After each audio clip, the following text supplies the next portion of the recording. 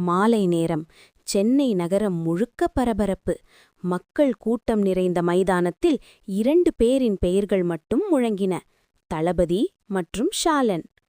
தளபதி எப்போதும் அமைதியானவர்.